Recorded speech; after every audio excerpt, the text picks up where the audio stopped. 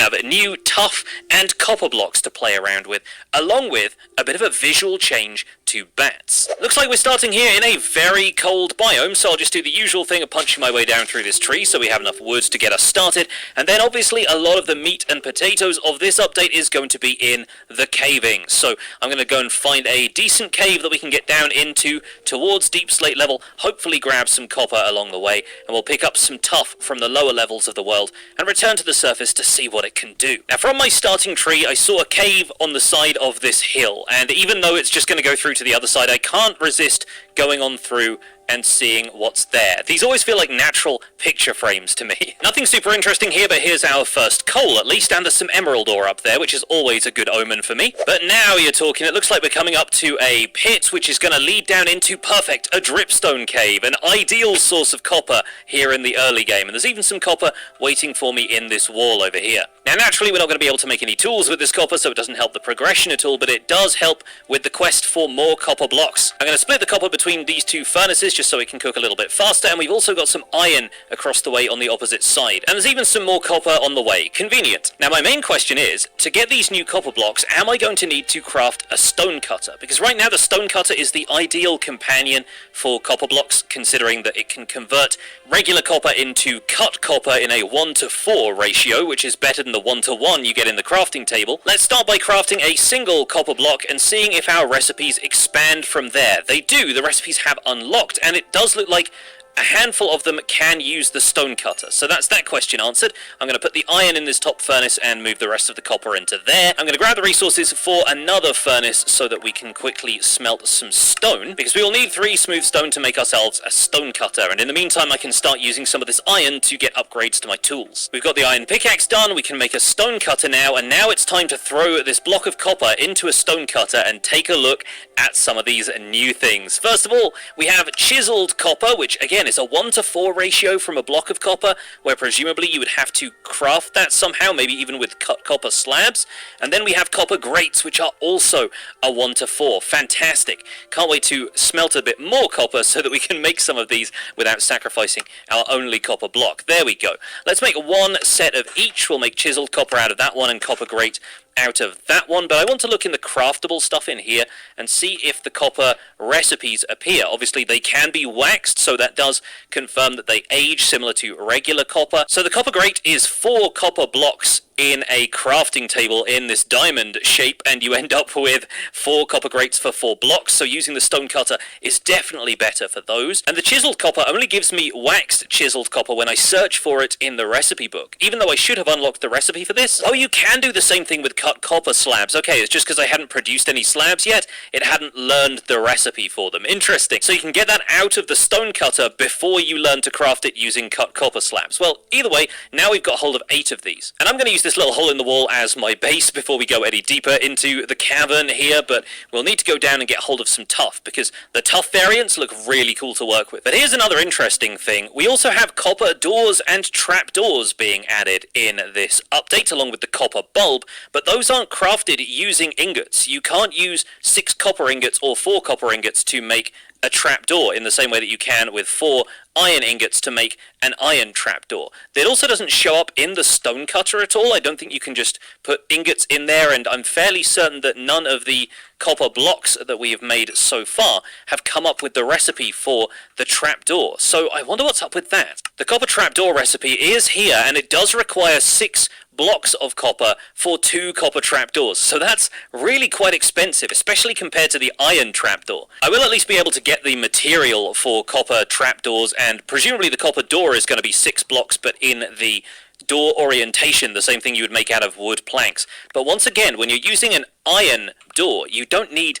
iron blocks for that. For the expense of that recipe, obviously people are looking for stuff to do with copper, but I would expect the copper door to have different functionality to any of the other doors, for it to operate differently with a redstone pulse or something like that to justify how expensive that is. Otherwise, you've got a massive trade-off between material cost and aesthetics here. You've got some people who simply will not want to pay the cost of having that many copper blocks invested in a copper door. Certainly not going to be first night material, that's for sure, and it doesn't seem like we can combine the copper stuff in any other orientation. Like, you can't use copper grates or chiseled copper as material for the doors, so it's not going to be a multi-block crafting recipe. It's always going to be the same stuff. Well, I will definitely need more coal to smelt all of this copper for one thing, but luckily there's plenty of copper coming out of the walls nearby, and hopefully we should be able to experiment with these blocks here in survival. Now, much so I want to smelt all of these here on site, I am going to head further down into this cavern, if only because that will also take us closer to the Tuff blocks,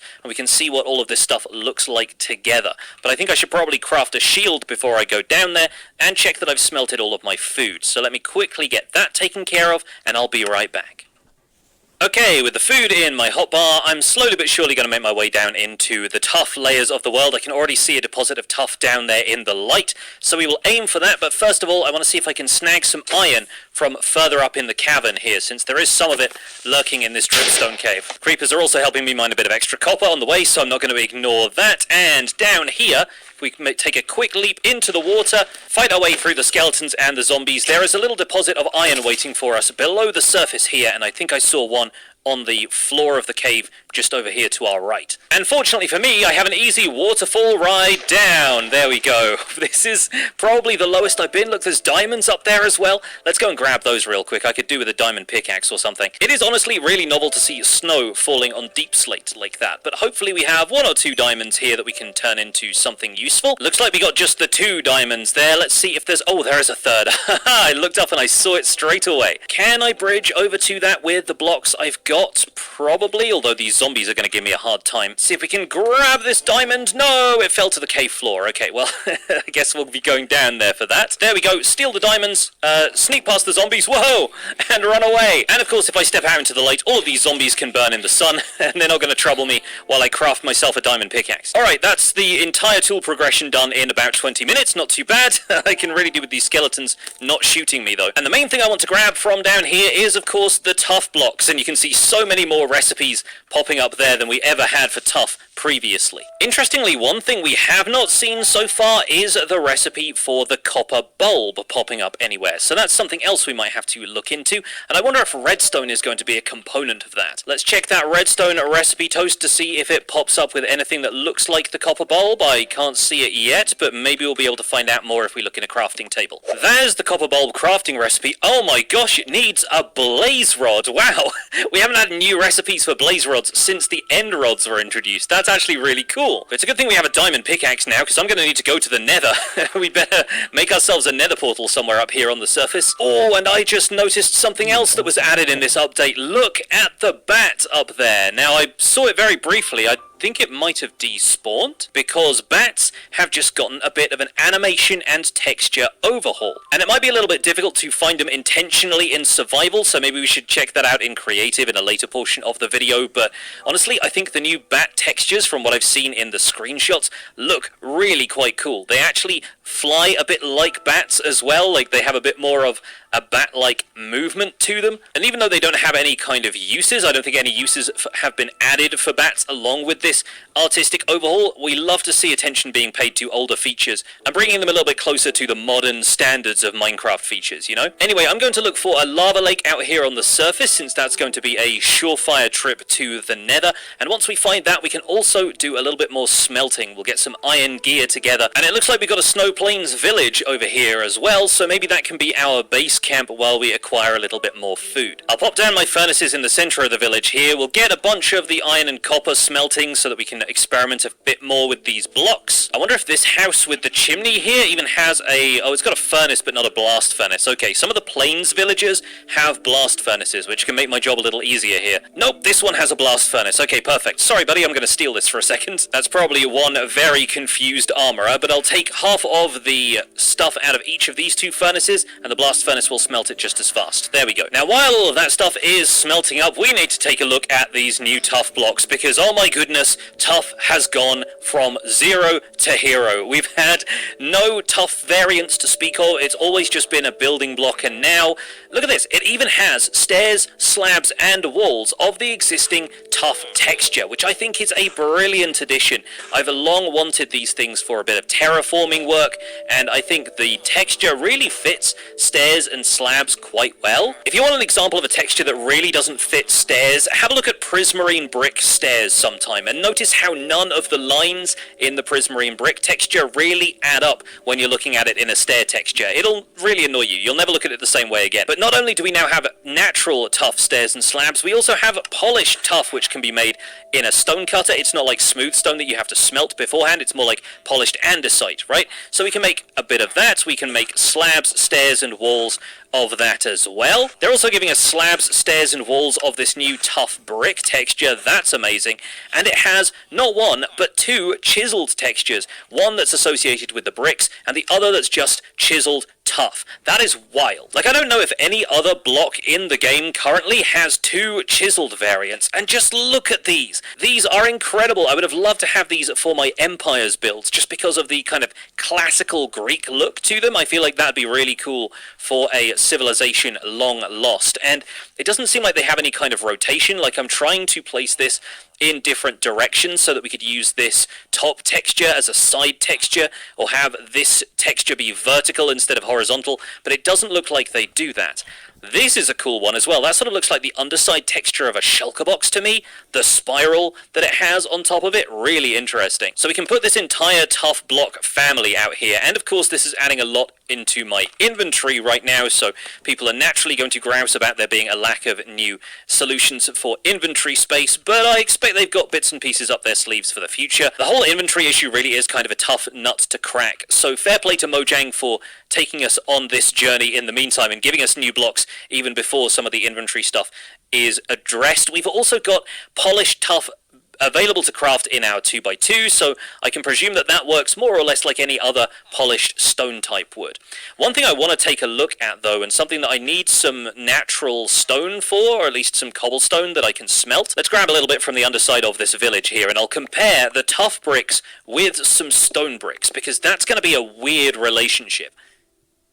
In the meantime, all of these resources are more or less done smelting. We need to add a little bit more fuel to the blast furnace so it can chew through the rest of this copper. But now if we get enough blocks of copper together, we can start crafting copper doors. There we go. And copper trapdoors. Man, we only had enough copper to make 3 and 2 of those. Those are really, really expensive, and I do wonder if we'll end up seeing any of those recipes change to reflect the iron ones. But copper doors and copper trapdoors can apparently be opened and closed like wooden doors, where you don't need to use redstone current to interact with them the same way you do with their iron counterparts. And I find that kind of strange as well. Like, naturally I'm happy that you can open and close these at will for decorative purposes. It's going to be a lot easier to decorate a house with copper trapdoor details if you have something you can right-click instead of something that needs redstone interaction. I'm pretty sure that, yeah, the pickaxe is the correct tool for this. It makes perfect sense. But the copper bulb is going to have this interesting redstone behavior where if you give it a pulse, it stays on instead of switching back off again. Unlike a redstone lamp, which needs a constant current, the copper bulb will just need a redstone pulse. And I feel like that could work really well for the copper doors and trapdoors as well, to give a consistent redstone behavior across this new copper block palette that we're getting hold of.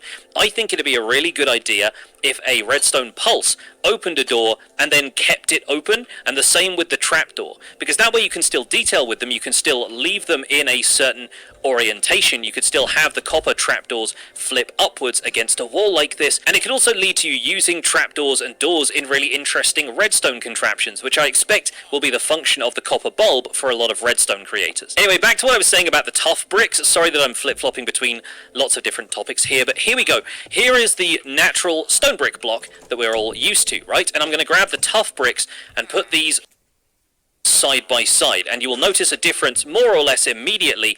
They don't line up with the joins in each other's textures, because the Tuff bricks have a line of grout or mortar or whatever this is along the top of the block and in the middle but on the bottom half, whereas in the stone brick block it's along the bottom and along the bottom half of the top portion of the block. So like that's the slab portion. Like, let me get the slabs of each one and I can show you this. Like, the slab portion looks like a brick with the darker side underneath on the stone bricks, whereas on the Tuff bricks it's got the darker portion on the top half. And that's consistent across each of the different Tuff blocks, but it does mean that these two don't go super well together.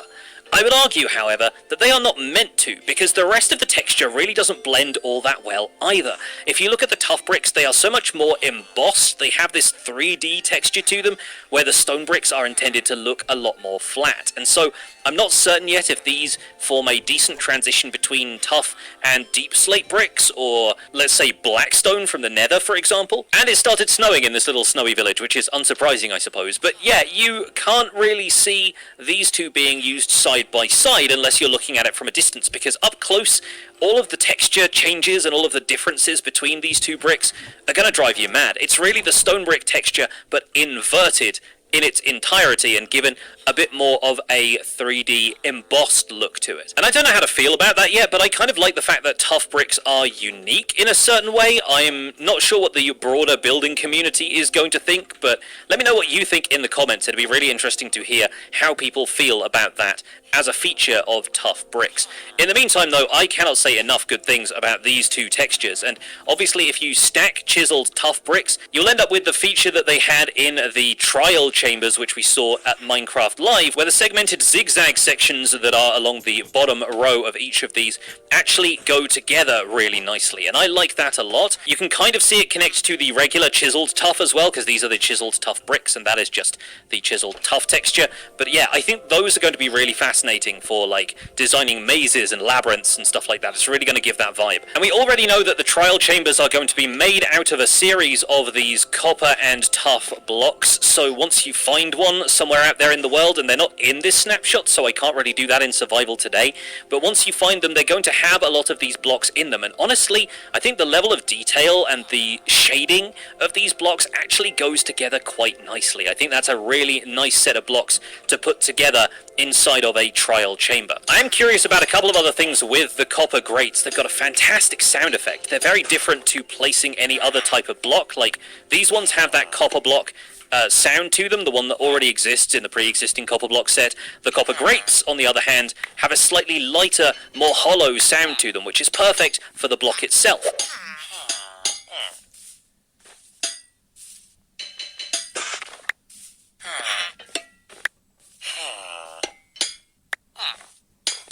You can easily see people using these as factory catwalks or something like that. Helped, of course, by the fact that these will age in the same way that other copper blocks will. So I'm actually going to dot some around here on the snow plains, and we'll take a look at some of the aged forms of those. And in an ideal world, I think there would be individual sound effects for the different aging stages, so they would sound like fresh and new in the full copper version, but then as they oxidized they could have like a slightly duller sound to them. I don't know if that's a little too much to ask though. But while those are out here aging, I'm going to continue to look around and see if we can locate a lava lake, because I really want to go to the Nether, get hold of some blaze rods and try out these copper bulbs. Can't resist checking in this igloo just in case it does have a research station underneath it. Let's see if we've got a golden apple or something in here that I can snag. Probably not going to have time to cure the villagers unfortunately, but it is worth having that. Yep, there we go. Splash Potion of Weakness isn't going to do a whole lot for me right now, but the two villagers are just going to be chilling in there. And in the cold, pale light of morning, I'm not seeing any lava lakes around here, so it seems like we're either going to have to dig down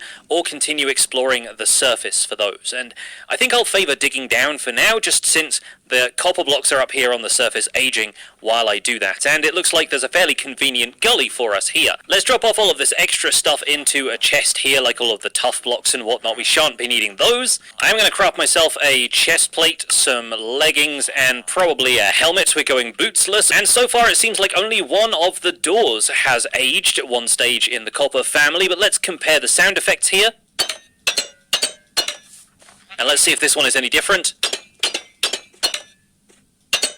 No, it sounds about the same to me. So let's leave those to age a little bit more, and let's head down into this ravine to see what lies below. Ooh, still got Dripstone Cave here, and it looks like we could potentially be falling down into this with our water bucket, and we'll see if we can grab a bit more water from down here as we speedrun our way down to deep slate level. Now I see a couple of light sources, but that's just glow lichen. We have a few more diamonds here, which I'll gladly take at this point, and I think maybe a diamond axe will be a worthwhile upgrade to our stone one. We can even afford a diamond shovel in this case as well. Let's chuck out all of these stone tools I've been keeping hold of in that case and continue our search for lava. Oh, and I got an opportunity to dig towards the screeching noises of these bats, and we can take a look at those in the full light of a torch. Those look honestly pretty cool. I love the way they fly, and I think the new texture for them with like a little bit of purple really adds to the ambience that they are supposed to deliver to the cave environments here in Minecraft. I think that's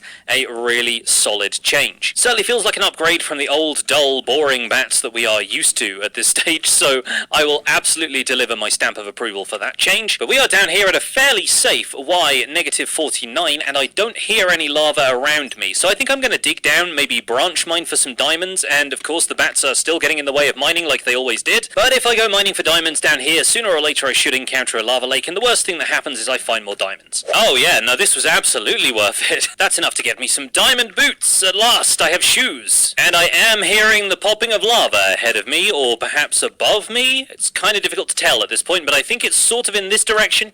So if I dig this way, we should hopefully encounter a lava lake that I can turn into obsidian. Yeah, that sounds like it's all around me at this point, and I'm seeing light coming from this cave, so haha, we've done it. Perfect. There should be plenty of lava for us to start our first nether portal, but I'm going to grab it and bring it back to the village so we can see if any of that copper has aged yet. And oh man, every time I come back here with an unenchanted diamond pickaxe, I always forget how long it takes to mine obsidian in survival. So I'm going to cut all of this out, and I'll see you folks back on the surface. And I've made it back to the surface in record time, it looks like, because only a couple of the copper blocks have aged. We have an aged copper grate. Those honestly look beautiful. I'm not the biggest fan of the exposed copper texture overall. I haven't used it for all that much yet. I'm still trying to figure that out. But I think with this texture on it, with the amount of transparencies that are in here, it really changes the block. And I think that's a very exciting for some of these other blocks that are going to have transparent areas in them as well. And I'm actually kind of curious if the villagers will interact with these copper doors as though they are the wooden ones that they have in the front of their houses, if it's just the same programming. So I wonder if maybe we can convert this door, which seems to be open right now. We'll put a copper door in here, and we'll see if the villagers will interact with that in the same way they do other doors. Let's see, we'll put the armorer's workstation inside of there, and let's see if they interact with that door in order to pathfind to it.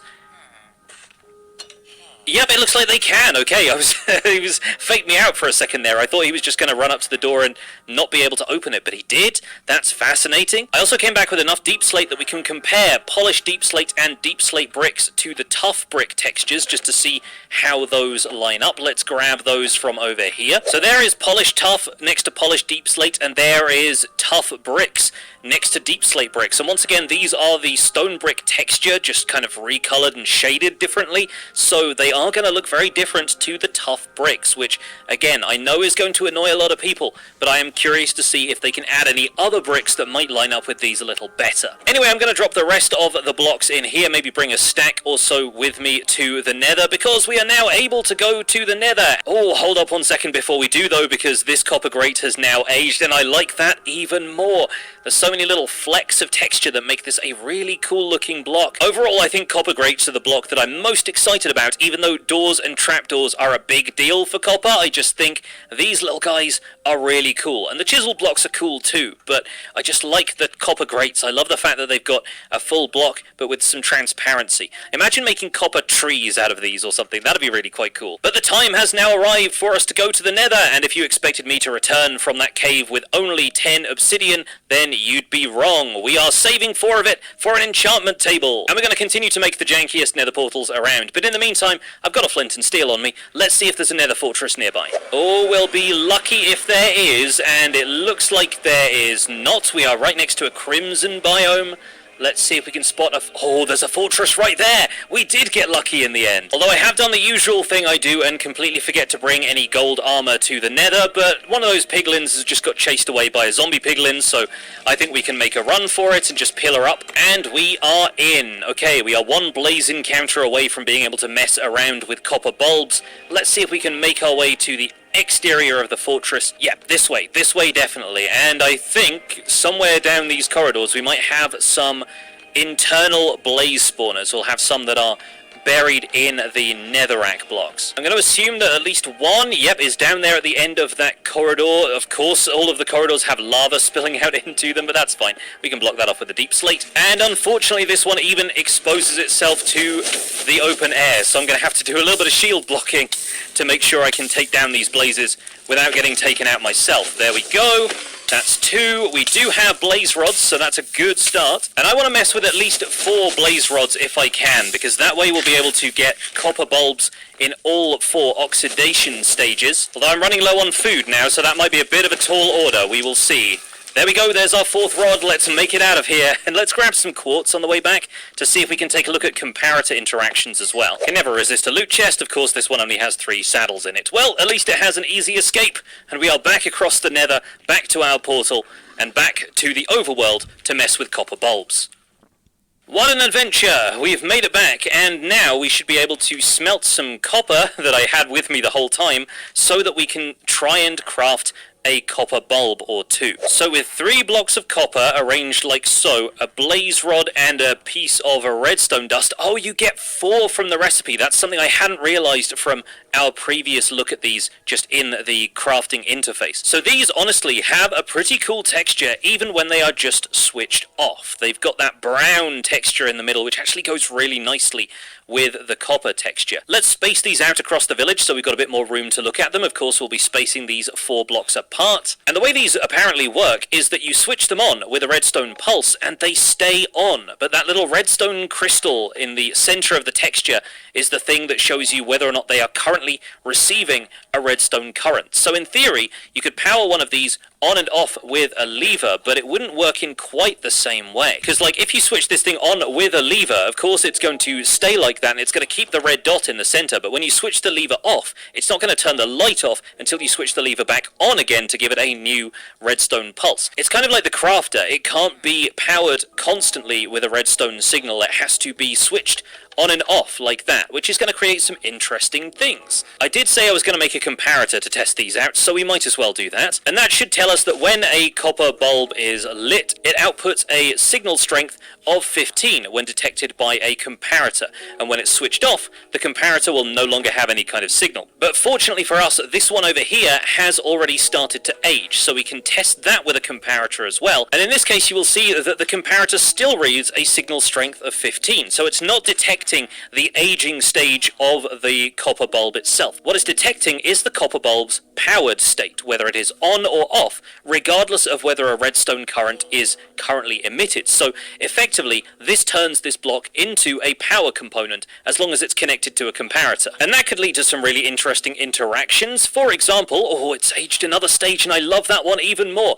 For example, let's say it gets an observer pulse like so. That's going to turn the copper bulb on or off, and that's going to change whether or not the comparator here is powered or not. And oh, I love that texture even more when it's aged a little bit. That's so cool. But the other thing is I'm fairly certain that these are pushable blocks, right? So you can move them with a piston. Yeah, and that way you can actually determine whether the on-off state of these copper bulbs is behind the comparator or not. And that allows you to have multiple ways of toggling a power source. You've got a piston, you've got a redstone pulse to it. I think that's a really interesting block to play around with. That's going to have a lot of interesting niche uses in redstone setups. But even though the redstone signal strength doesn't change depending on whether or not the block is oxidized to any degree, the light level that they put out does. So let me take away this lantern over here, which I think is affecting the light level by the copper bulb. There we go, yes. There's a bit of block light from this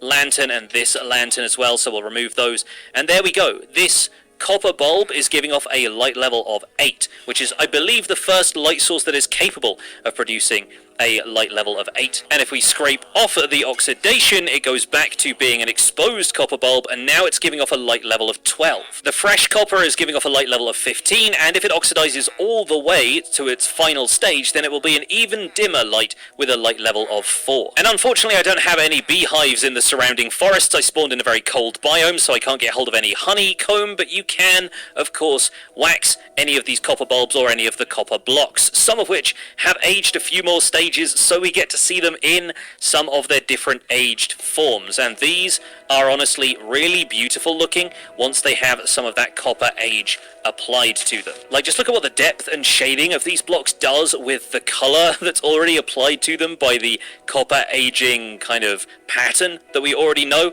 and I